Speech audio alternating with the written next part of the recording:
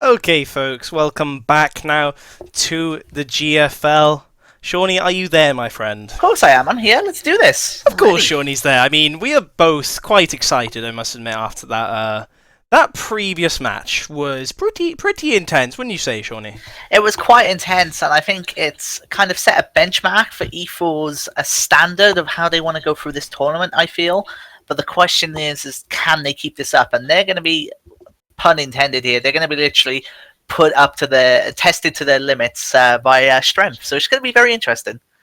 And on that note, as we mentioned strength, they have actually produced a shocker for us, folks. They have managed to beat XL, one of the most highly ranked teams that Europe has to offer.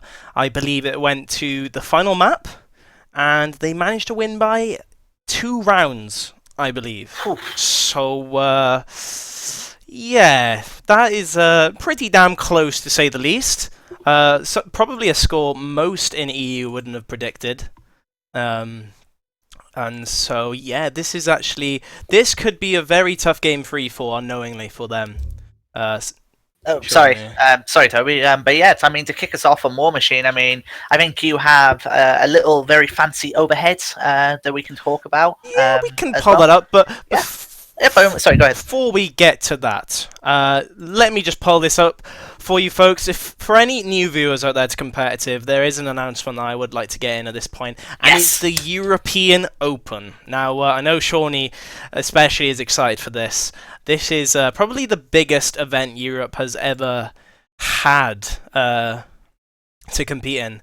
It's going to be done by Gfinity in collab with Am2 Pro.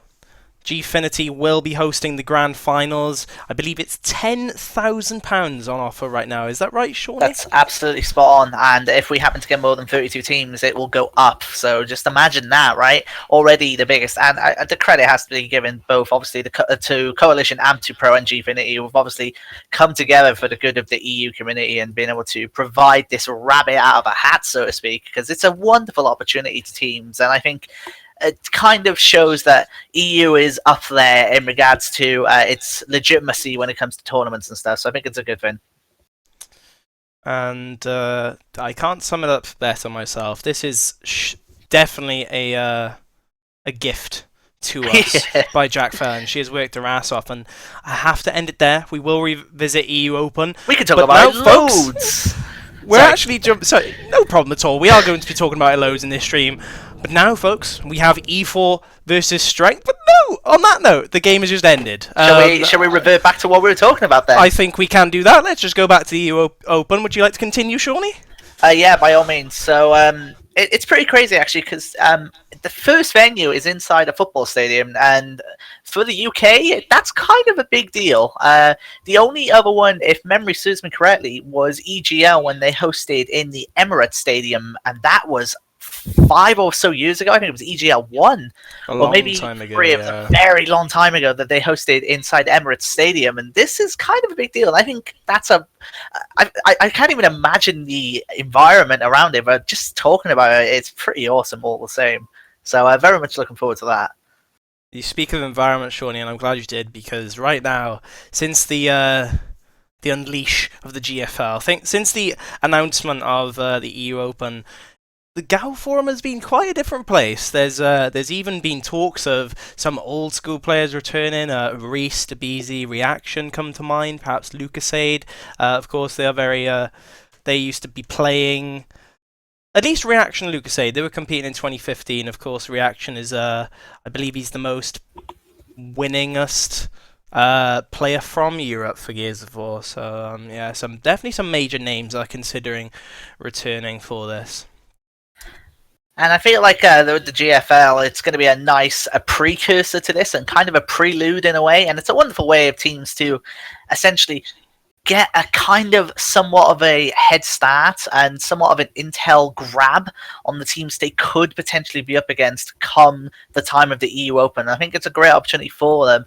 And shocks can happen. I mean, we've had one already today. You mentioned Strength taking out XL, and Fruz, who we have with us. Apologies if I say his name wrong, but he's just correct. Just let us know. It was actually 4-3, so they won by 1 round Oh. against XL, which is quite nail biting when you think about it. So you can only imagine what that came down to on Fuel Depot. So who knows what they have in store for us on War Machine. I mean, the league is going to. Of course, you have to qualify for the league, but even with these 4 tournaments, teams are going to have to play against each other. You can't avoid one single team. You're going to be forced up against probably maybe your most unfavored teams that you'd like to play against. I mean, everyone is going to have to adapt to each other, and yeah, as you said, it's a good prelude to the EU Open. Now, folks, we are waiting, as you can see, for one player. And while we are, perhaps we should discuss War Machine at this point, Shawnee, while we have the time. Sure. So I'm guessing you're going to bring up War Machine up on the overhead here, but essentially 4 weapon spawns to look out for, and of course the Troika. But I mean, the Troika, let's face it, is not really used a lot, if at all, in these kind of matches because it doesn't really have that much of a efficiency usage. But yeah, 4 weapon spawns to keep an eye out. Of course, 1 on each side, and then 2 in top middle and 1 in middle. I guess if that's an actual word. But yeah, it's going to be interesting to see how these teams approach it because there's a lot of cover tactics here, of course, in the middle, and then the sandbags around it. But it should be very interesting. Before this game starts, Toby, are you able to give us a quick rundown of what you think of this? You know, judging from E4's previous performance in their match, I want to keep an eye out on this up top area. I think this is probably the easiest position on the map for a player to be aggressive and be successful in that. And so I'm definitely going to be looking out for E4 now. I want to see that up top player play aggressive. Of course, we saw Phelpsy from, of course, Champions in the EU Showcase. He was incredibly aggressive in that area. So definitely want to keep an eye on that area of the map, and of course, vending machine. We also know that is a cluster of Yes. plays can occur in that area. So, on that note, guys, we are jumping into this game now, and yeah, let's jump on board with E4 to start with. I think, Shawnee. Absolutely. So we'll see who goes up top for E4, and then we'll jump on board with them to just give you guys an idea of what to expect. And right now, it looks like, we're just going through the players here, it looks like Breaker, who's making his way towards the frag grenade, so we should expect frag grenade to be picked up by both teams, as you see. And immediately, first blood there, Brutalized picking up SKR, apologies, and Breaker did throw 1 grenade, but a bit quiet, because he's going to rotate back down and throw a nice grenade there and cover his teammates. E4 players are flying. You saw Breaker and Strength now are actually flying now in this Talkbow area. Whoa. They're going to be across the map somehow sneaking past that camera, Shawnee. It is an absolute massacre in this middle area now. It is, and it should be mentioned that Zato X is down at the moment as the Cantus, Savage Cantus, down in the middle, bleeding out. He is still down, so technically 3v2. Now it is a 3v2 because of the kill that's just been secured, and the crossfire coming in now on the tank. And he is going to try and tank as much as he can, but he's down and out. Precision gets 1. Can he make a move on Goldie? He's getting crossfired his tank, and he should go down, but he's still alive. Fair play to him, but finally going down. E4, numbers game kicking in right there. First round in their favour, and that is a good start.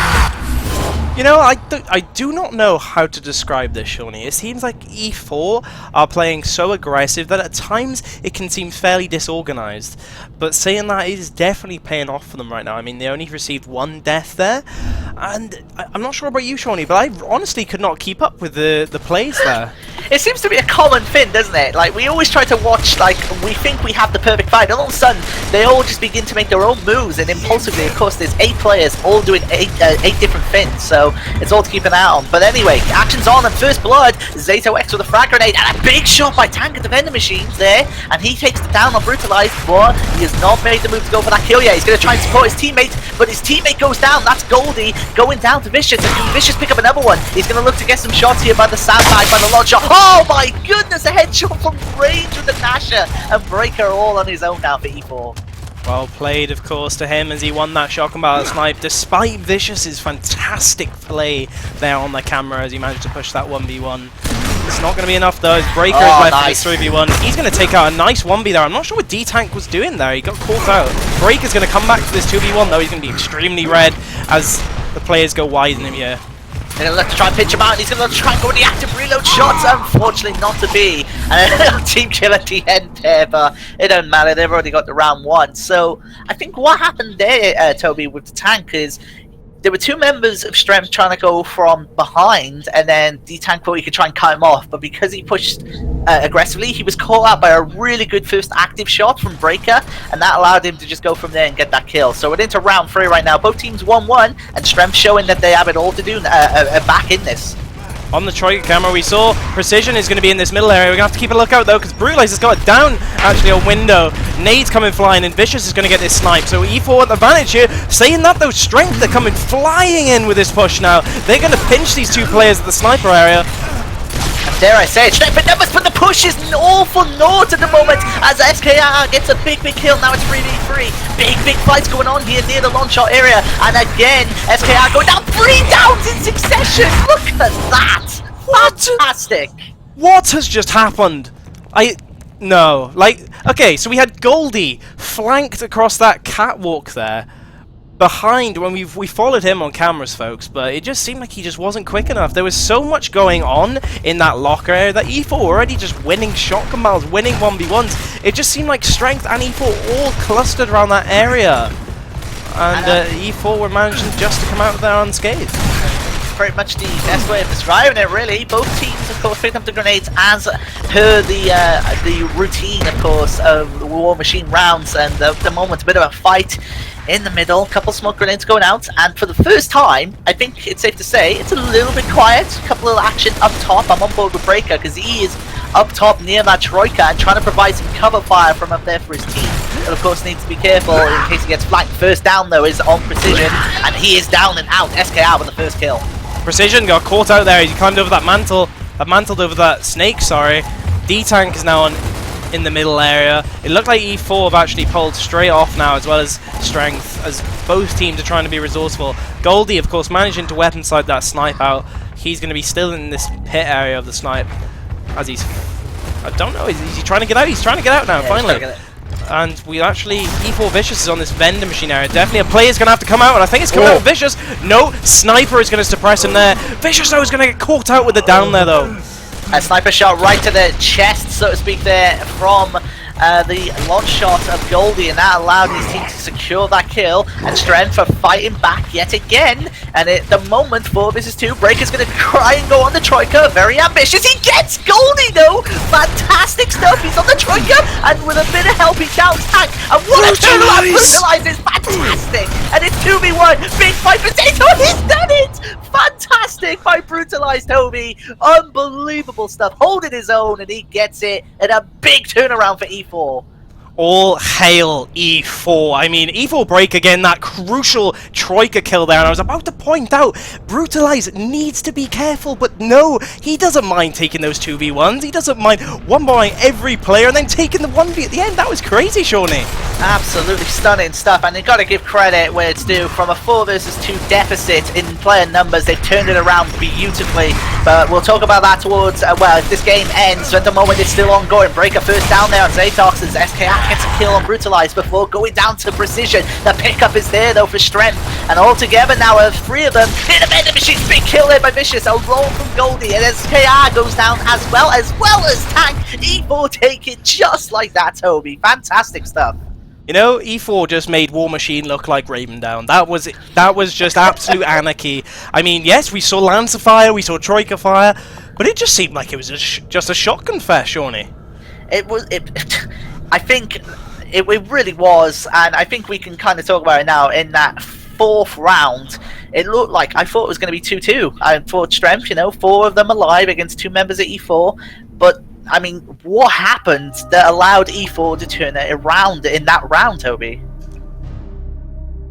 Simply put, I believe it was raw skill. E4 demonstrating such skill in the shotgun, in positioning, that, yeah, Brutalize might have been caught out. He might have been caught out, he might have been really stuck in a horrible area there at that snipe, but no, he managed to pull himself out of that one with style.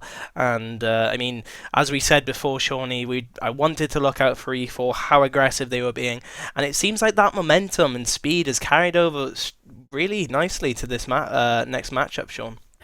And yeah, and I truly feel if this series ends in a 2-0 victory to E4, that fourth round that we just saw in War Machine, where E4 spun it around, I think did it for them, because I think Strength were a little bit deflated from that one, and they did a really good job in the final round, and they tried to stay together, but again, the raw Nasher power of E4 came into play there, and it really was. I still don't know how they managed to get out of that fourth round with a win, but goodness me, if they didn't do it, they made it look fantastic. They made it look so good. And I mean, we go on to, I believe,